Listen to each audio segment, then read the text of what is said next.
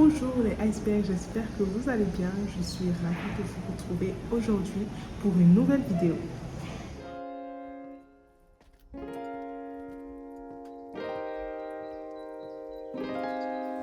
Nous sommes toujours sur la série Timothée et aujourd'hui nous allons parler de 1 Timothée 4, verset 12. Que personne ne méprise ta jeunesse, mais sois un modèle. Cette partie-là sera aussi l'objet d'une autre vidéo. Que personne ne méprise ta jeunesse. Ça annonce les couleurs pour 2025. Le Seigneur a mis quelque chose en toi. Il a déposé quelque chose en toi. Souvent, tu te dis, mais comment je vais commencer? Seigneur, comment je vais faire? Tu sais, le Seigneur te dit, va avec la force que tu as. Que personne ne méprise ta jeunesse. C'est-à-dire, tu peux être jeune, mais tu as l'Esprit de Dieu en toi, pour deuxième fois dans une vidéo, qui est âgé et qui est celui qui explique les choses. C'est celui qui, lorsque tu passes du temps avec lui, ce n'est pas une question d'âge, ce n'est pas une question de tu es jeune ou pas. Nous voyons David, nous voyons Joseph, nous voyons ces personnes dans la Bible là qui ont été jeunes et que le Seigneur a utilisé. Le Seigneur aime la vigueur de la jeunesse. Alors quand tu es jeune et qu'il te révèle ton appel, comme je dis, on verra dans une autre vidéo, peut-être le mois prochain, comment découvrir son appel. Mais une fois que tu es conscient et que tu as aussi cette conviction-là en toi de ce que tu as appelé à faire, le Seigneur te dit va avec la force que tu as. Il n'a pas besoin de publicité. Le Saint-Esprit, je crois que Jésus n'avait pas des réseaux.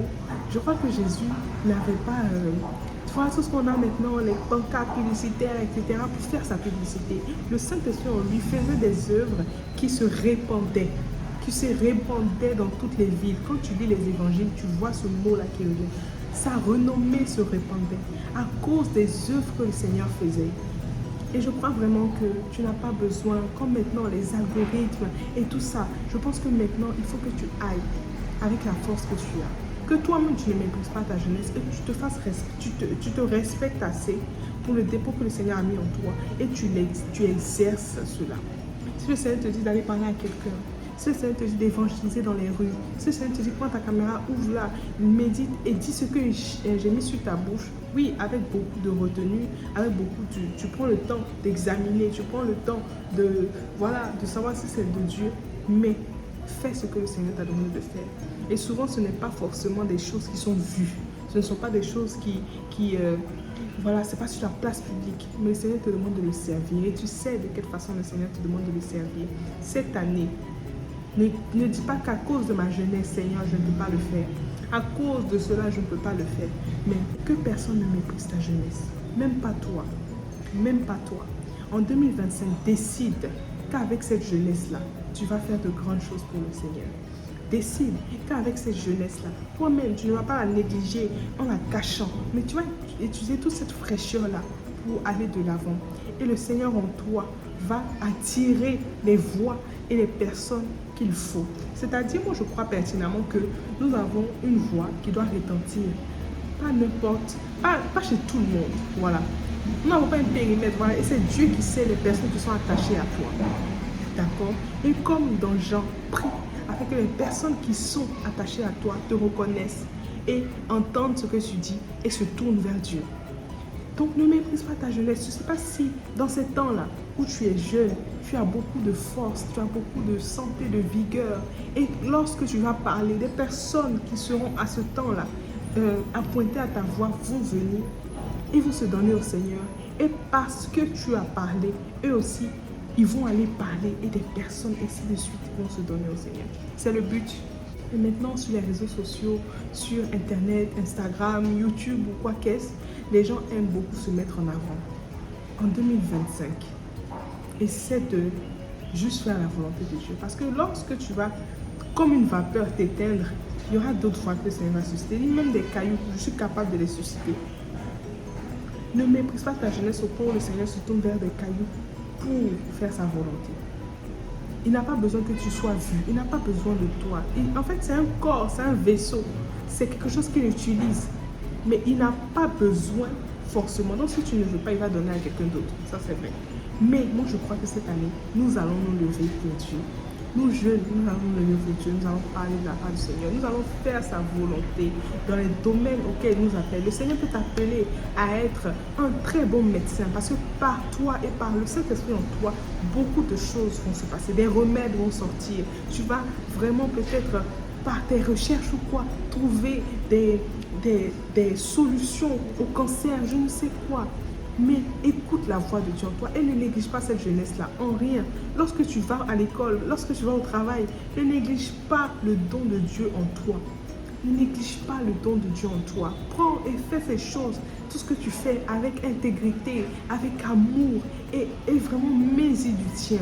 Parce que dans ce que tu fais, le Seigneur va t'utiliser autour de toi, dans ton travail, si tu es médecin, si tu es avocat, si tu es... Je ne sais, mais dans tous les domaines de ta vie, le Seigneur veut se glorifier. Et moi, je veux te dire, ne regarde pas aux algorithmes d'Instagram, ne regarde pas aux messages de où on t'applaudit, ne regarde pas, même lorsqu'on te fait descendre, non, on te parle d'une certaine façon. Ne regarde pas à cela. Fais la volonté de Dieu. Parce que tôt ou tard, nous allons quitter la terre et nous allons aller devant ce Dieu-là et rendre des comptes. Nous avons un temps imparti. Nous avons un temps imparti que seul le Seigneur connaît. Nous prions afin que le Seigneur puisse nous donner longue vie, afin de faire sa volonté. Mais nous ne devons pas nous arrêter à cela et commencer à faire comme les gens du monde. Commencer à tâtonner, commencer à vouloir un grand nombre d'abonnés. Je veux qu'en 2025, cette jeunesse qui va se lever et qui va vouloir faire vraiment l'œuvre de Dieu de façon, j'ai envie de dire, plus poussée et tout, ait un autre raisonnement. Et on soit un peu comme Actes des Apôtres. Actes des Apôtres, ils prenaient tout ce qu'ils avaient ensemble, ils mettaient ensemble, et ils vivaient ensemble. Tu vois, cette analogie-là, cette façon d'être-là, on peut l'emmener ici, sous une autre forme. On va réfléchir ensemble, mais c'est une façon de dire que ne courons pas, nous chrétiens, derrière l'argent comme le monde.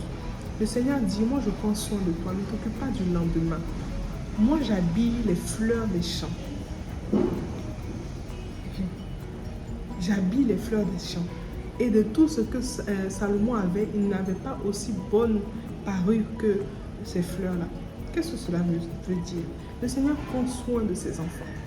Tout ce qu'il veut, c'est que tu fasses sa volonté. Il faut en fait qu'on se lève et qu'on se dise, cette année, je veux avec sagesse et discernement vraiment marcher comme Dieu le veut.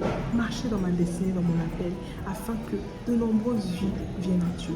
Parce que toi, tu peux, par ta voix, une personne va venir à Dieu.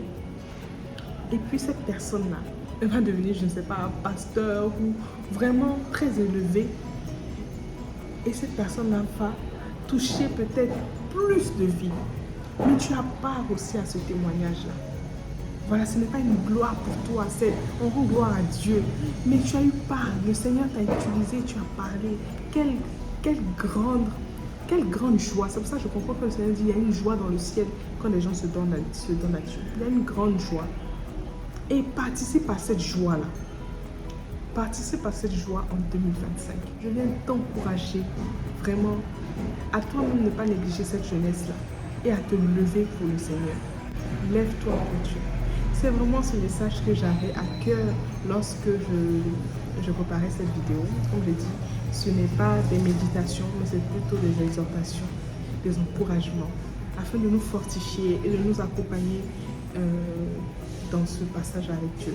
Si tu as envie de connaître Dieu en profondeur, tu ouvres ta Bible, tu te mets dans un coin calme avec le Seigneur.